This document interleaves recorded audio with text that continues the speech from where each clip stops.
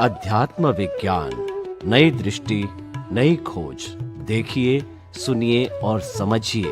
अध्यात्म विज्ञानी पूज्य स्वामी श्री कमलेशानंद जी के निर्देशन में सनातन सत्य का अनुसंधान कर जीवन को प्रकाशित करें। स्वामी जी नमस्कार। जय सच्चिदानंद। दर्शकगण, श्रोतागण, भाई और बहनों, मातृशक्ति को नमन। और इस स्टूडियो के अंदर आज एक आत्म साक्षात्कार कराने वाले, हमें अच्छा ज्ञान देने वाले, हमारे जीवन का निर्माण करने वाले, हमारी सभी तरीकों की समस्या का समाधान कराने वाले ऐसे महापुरुष हाजिर है परम पूज्य स्वामी कमलेशानंद जी, जो कि देश में विदेश के अंदर पिछले 50 साल से जो है आध्यात्म विज्ञान और आर्ट ऑफ विजन का प्रचार कर रहे हैं और 2 सूत्रों पर विशेष फोकस करते हैं, सनातन सत्य और प्रकृति का कानून। तो ऐसे महापुरुष को हमारे बीच में पाकर के हम बड़े सौभाग्यशाली हैं और हमारा वो भाग्य है। स्वामी जी, आपके प्रति बहुत बहुत कृतज्ञता। स्वामी जी, आज हम थोड़ा सा गीता के बारे में बात करें। गीता में भगवान कृष्ण ने, गीता में कृष्ण जो एकदम निरुत्साहित हो गया था, उसने सामने देखा कि ये जो युद्ध हो रहा है उसके अंदर मेरे चाचा, मामा, भाई, भतीजा, पूरा परिवार, उनसे लड़ूंगा। मेरे से बड़े बड़े लोग हैं, भीष्म पितामह हैं और मेरे गुरु द्रोणाचार्य है, मेरे भाई हैं, उनसे कैसे लड़ूंगा। एकदम वो जो डिप्रेस हो गया था। ऐसे समय में भगवान कृष्ण ने जो है उनको निष्काम कर्म की बात बताई और उपदेश दिया और भारी 18 दिन तक युद्ध चला। लेकिन उस युद्ध के अंदर अर्जुन ने कितनी हिंसा की मालूम नहीं, असंख्य हिंसा की। लेकिन इतनी हिंसा करने के बाद भी धार्मिक दृष्टि में ऐसा हिंसा करने वाला तो पापी होता है, नरकगामी होता है, लेकिन फिर भी उसको मोक्ष मिला। इसके पीछे क्या रहस्य है? महाभारत के युद्ध के अंदर कृष्ण भगवान और अर्जुन, ये दोनों का संवाद है। कृष्ण भगवान तो सारथी थे, तो उनका काम तो रथ चलाने का था और अर्जुन का काम युद्ध करने का था। दोनों का रोल पहले से तय हो चुका था। और जब कृष्ण भगवान अर्जुन को रथ लेके युद्ध के मैदान में बीचों बीच उसको खड़ा कर दिया, जब खड़ा कर दिया, अर्जुन ने चारों ओर मुआयना किया। वो देखने लगे। कृष्ण भगवान का रोल खत्म हो चुका था क्योंकि वो युद्ध के मैदान में आ चुके थे रथ को लेकर।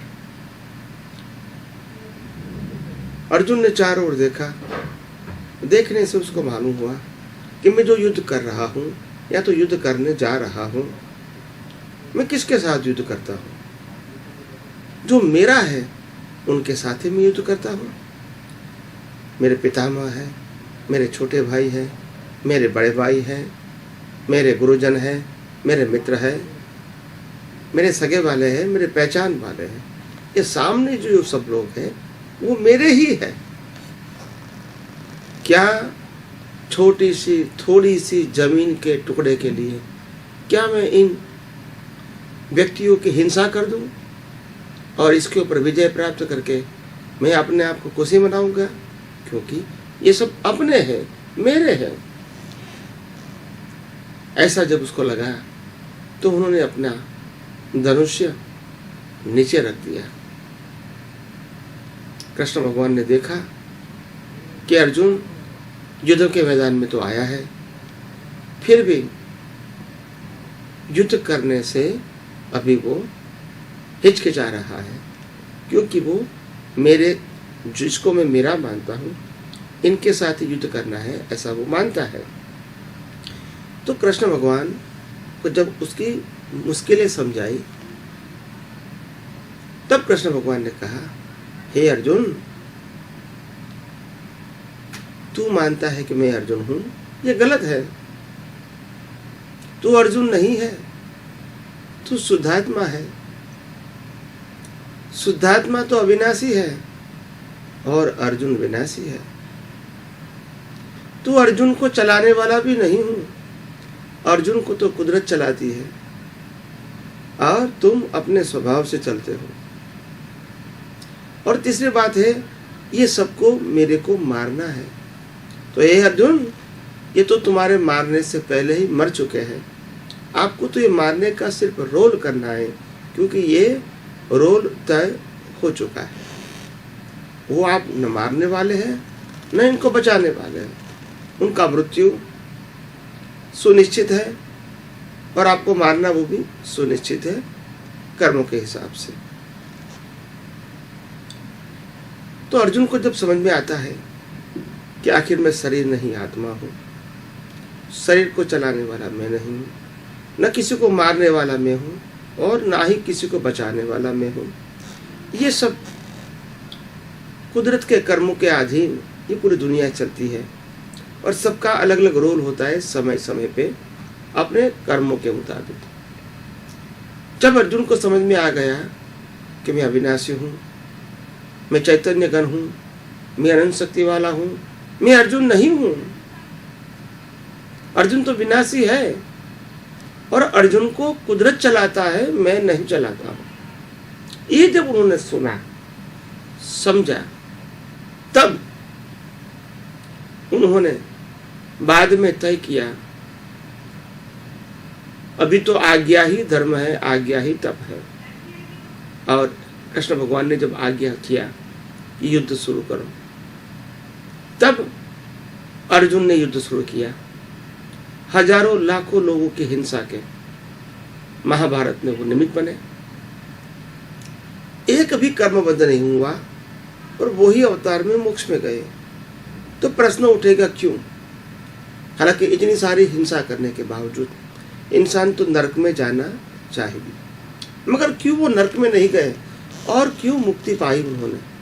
तो स्पष्ट बात है, आध्यात्म विज्ञान कहता है जब तुम शरीर हो ही नहीं, जब तुम शरीर को चलाने वाला हो ही नहीं, तो शरीर जो कुछ भी करता है उनके जिम्मेदारी भी आपकी नहीं है। जब आप खुद शरीर हो जाते हैं अज्ञानता के वश, जब आप अज्ञानता के वश शरीर को चलाने वाले हो जाते हैं, तब तो शरीर से या तो मन वचन काया से जो कुछ भी होता है उनके लिए आप जिम्मेदार है ही, क्योंकि आप खुद ही शरीर हो और चलाने वाले भी आप खुद हो।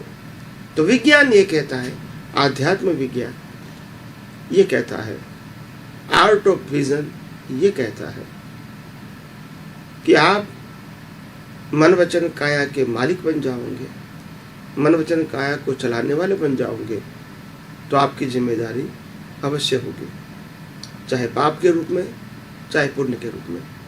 मगर विज्ञान ये कहता है न आप मन वचन काया है, न मन वचन काया को चलाने वाला है। मन वचन काया तो विनाशी है, आप अविनाशी है। मन वचन काया तो कुदरती कानून से चलता है, जैसा कर्म किया है वैसा ही चलेगा, और आप अपने स्वभाव से चलता है। मन वचन काया तो विनाशी है, आप अविनाशी हो। तो ये दृष्टि, इसको कृष्ण भगवान ने इसका नाम दिया दिव्य चक्षु, दिव्य दृष्टि।